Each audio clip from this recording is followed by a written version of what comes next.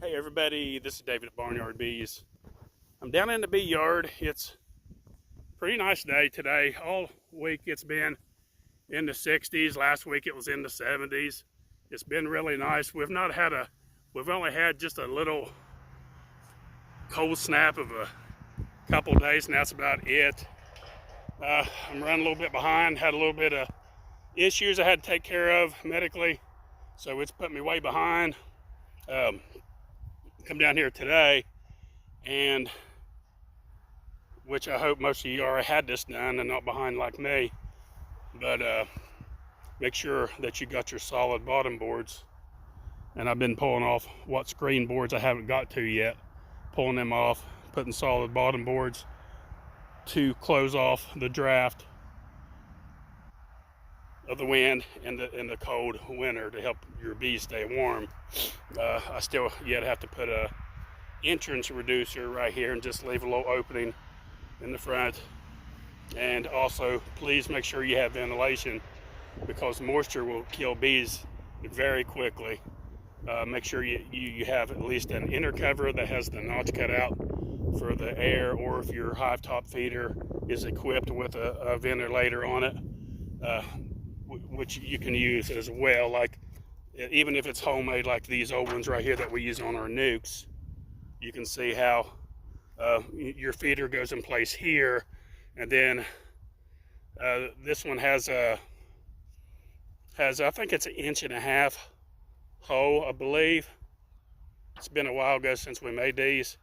And then we put a screen over top of it, and then here, and then exit here, and exit here. And then the bees will come by and they will propolize what they don't need. But it's important to get that on early while it's still summer, a little bit behind if you're doing it now. But the whole point of these is they make good winter covers for your nukes, and then large ones for your 8 and 10 frames. They supply a lot of ventilation for your bees, for that air to exit out, the hot air, because your bees are like a heater, like a steamed heater. Their body has moisture, humidity, just like ours does. And that moisture, just like if you would turn on the shower in your bathroom and not have a vent, you know how bad that moisture builds up, and that moisture will accumulate on the roof of the beehive, and it'll drip down on the bees, chilling them, making them cold, and it will kill them. So make sure you got some type of ventilation on top. Now this one's a little bit dirty, so kind of excuse the mess. It's one that was kind of sitting out. Now what you want to do with this works out really well. Now you may have some other kind of system how you do it, but you also want to make sure that you got dry sugar or sugar sugar cakes, whatever you call them, equipped with your bees. Now that will give you extra insurance going through the winter in case they run out of their honey supply. And it's just emergency feeding. And what we do with our nukes, this is what we do.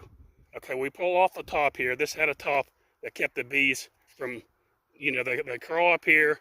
You got sugar water here. The cap goes here and keeps them from getting any further. Now what we do, we pull that cap off, we put dry sugar here, and then we put our lid on. I don't have a lid to show you, but you see my videos. It's got a lid that goes on top of it, and that works perfectly. And also it works as a moisture catcher. That moisture will come up and get into that sugar and turn it hard as a rock almost. And then the bees, that's when they like to eat it. They won't hardly touch it when it's loose and dry. They like it once it turns hard, like a cake. And now what you want to do with your 8 and 10 frames, I wish I had one down here to demonstrate, because I haven't made mine yet. And what you want to do, you want to get you about a 2-inch board, and you want to take your lid off your beehive and put that 2-inch shim all the way around. And what you're doing is adding space. You're adding space, because if you would just let's see if we can. This is one of my little weak hives. If you would just like put a paper towel or a newspaper down and then put your sugar down, put your lid on, you're not going to have any room. But if you have, let's say this lid right here, for example, if it was a shim, see how it would add space. You know, the 2-inch board, it would add space. And then when you put your lid on, it's not smashing your sugar, and it gives your bees room to move around on. If you would put this lid straight down on like this, then it's not going to give you any room.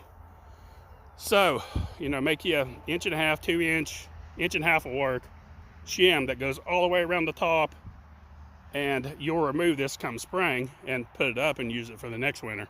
You can use them, you know, use them all every winter. So, lay down a newspaper, paper towel, newspaper's better, and cover that with sugar. Leave the edges right here. See with the one I'm tracing with my finger. Leave those edges open. Don't cover those with newspaper or sugar. I found out we had issues with that because it covered up the bees too much. It actually it prevented airflow from coming up. So you still want that ventilation. So we found out better if you leave that open all the way around and don't put any newspaper or sugar on top of that. After about a month of their moisture, that sugar will start hardening, and those bees, if they need it, they won't touch it till they need it. Their sugar reserves start running out, or their honey reserves, they'll start eating on that sugar and get them through the winter. And then we have Big Blue down there, the pollen feeder. I need to go ahead and get some pollen in it and let it sit there. It'll sit there all winter, and they'll feed as they need it. So that's just about it. Just a little tip from Barnyard Bees. Preparing for winter, get you ready for winter. Hope your bees do okay. Get them ready. And that's about it, folks. Don't forget, like and subscribe. Thanks for watching. Barnyard Bees.